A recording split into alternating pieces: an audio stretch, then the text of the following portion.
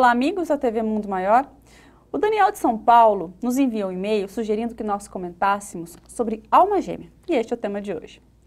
André, para o Espiritismo, alma gêmea existe?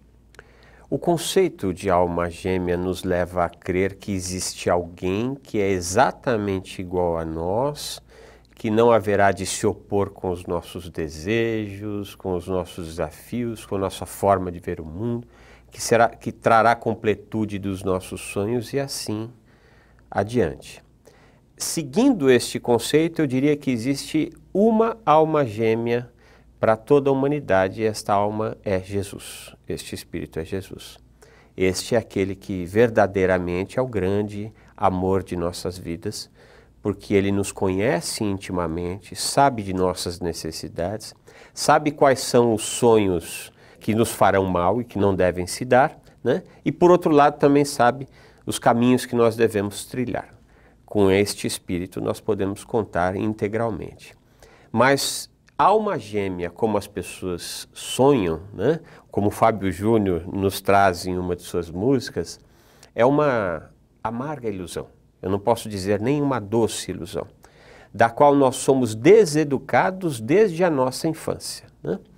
No processo infante, quando nós começamos a ouvir os contos, né, as lendas, quase sempre termina, e foram felizes para sempre. E nós então entendemos que no decorrer de nossas existências, nós precisaríamos alcançar a felicidade plena, e a doutrina dos Espíritos nos diz que isso é uma impossibilidade, especialmente em um planeta de provas e expiações, né? Estamos em um processo evolutivo. A completude certamente nos faria mal, porque nós não buscaríamos algo que nos falta. Neste processo evolutivo, que se dá para todos sempre, nós sempre estaremos em busca de algo que nos falta, né? E isso é o que nos move adiante.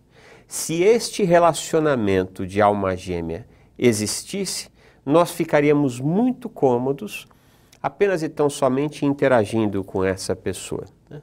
De outro lado, há também um dos pontos mais importantes de um relacionamento é justamente a possibilidade de aprendizado, né? O que um parceiro pode ensinar para o outro, pode aprender do outro, né? É para isso que as pessoas passam a conviver e passam a montar, a fazer a sua família, né? Uns trocando experiências para com os outros, de tal forma que todos possam ascender na sua capacidade psicológica, educacional, né? Espiritual, material, enfim, todos os pontos da vida. Se este conceito existisse, perderia a razão de ser esse aprendizado. E em provas e expiações não há ninguém perfeito, então o conceito é absolutamente uma insanidade. Como você mesmo disse, André, essa expressão alma gêmea remete a um amor perfeito. A crença nesse amor perfeito pode ser prejudicial aos relacionamentos? Completamente. Existem muitas pessoas que estão em suas 20º núpcias porque estão aguardando o amor perfeito. E eu lhes trago uma péssima notícia. Haverão de viver algumas encarnações em busca desse amor perfeito e só atingindo a incompreensão de si próprios, a infelicidade, em função de que isto não existe. O que é perfeito? Nós podemos até, de uma forma subjetiva, dizermos isso para mim é perfeito, né? Mas quantas vezes nós não elegemos algo como perfeito, uma profissão, uma área do saber, né? E lá adiante nós mudamos a nossa visão de enxergar aquilo, porque a cada degrau que subimos, a nossa visão de mundo se modifica, né? Então o perfeito em provas e expiações, ele não existe, ponto final. Então se não existe a profissão perfeita, se não existe o país perfeito, se não existe a família perfeita, o pessoal fala a família margarina, né? Se não existe, por que nós haveremos de achar que dentro do relacionamento entre duas pessoas com uma bagagem de encarnações passadas completamente diferenciadas e com crenças e valores desta existência completamente diferenciadas, como elas poderiam conviver em perfeição, né? As pessoas que sonham com esse amor perfeito, infelizmente, estão fadadas a aprender, e boa parte das vezes, através da dor. Mas existe a possibilidade de ocorrerem reencontros de vidas passadas, de amores passados, e aí por isso, nessa encarnação atual, um casal ter mais afinidade? Ah, sim, a questão da afinidade é algo completamente diferente, né? Aliás, há um ditado que diz: polos diferentes se atraem. Não é uma verdade no campo emocional, sentimental, né? Imagine casados, um cristão ortodoxo e um judeu ortodoxo. Não daria certo. Na verdade, aqueles que melhor alcançam uma capacidade de viver maritalmente são aqueles que são mais parecidos, cujos sonhos, cujos desejos, cuja missão de vida, né, o projeto de vida, por assim dizer, é mais ou menos parecido, né? Neste ponto, sim. Aliás, quase sempre nós recebemos no nosso seio familiar pessoas que estiveram nas nossas andanças anteriores, né? Muitas vezes a esposa de hoje é a mãe de outrora, né? O filho de hoje é o marido de outrora, né? O irmão de hoje é o namorado de outrora, é o amigo, enfim. Nós ficamos trocando esses papéis, inclusive para que possamos saber como é que nós devemos agir melhor em cada um desses papéis quando aqui estamos, né? Então, sim, esta afinidade existe, ela é importante que seja construída. Entretanto, às vezes se dá ao contrário, né?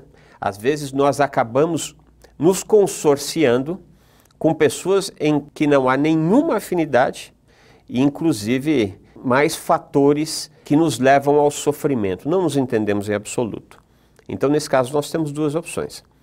Ou o casal passa a trabalhar para que essas diferenças tão grandes sejam minimizadas, coloquem a caridade em curso na relação, né, que é tão bem descrita na primeira carta de Paulo aos Coríntios, ou há cisão, uma vez que não há possibilidade de que os desejos, os sonhos, o projeto de vida dessas duas criaturas se torne comum. O Daniel, que nos escreveu o e-mail com a sugestão do tema, ele relatou que já teve alguns relacionamentos, mas não sentiu que era sua alma gêmea.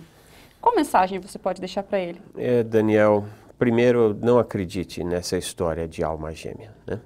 A história, nós já dissemos isso aqui, a história de amor mais cantada, filmada, encenada, é a história de Romeu e Julieta, né? E por quê? Porque eles não conviveram, eles não tiveram contas a pagar, eles não tiveram que conviver com os sogros, com os cunhados, né? Não tiveram que acordar de manhã, um tendo lidar com as dores do outro, né? Não tiveram, eles viveram a paixão. E a paixão, ela é um momento de engano da nossa existência, que tem um objetivo. Porque se não houvesse a paixão, provavelmente a humanidade não existiria. Porque este primeiro encantamento, esta ilusão de acharmos que a outra pessoa é perfeita para nós, é que nos faz muitas vezes contrair as núpcias ou viver maritalmente, né? E assim começa um projeto de família. Lá adiante o véu cai e nós percebemos quem é a outra pessoa percebe quem nós somos, né? E aquela relação perfeita deixa de existir.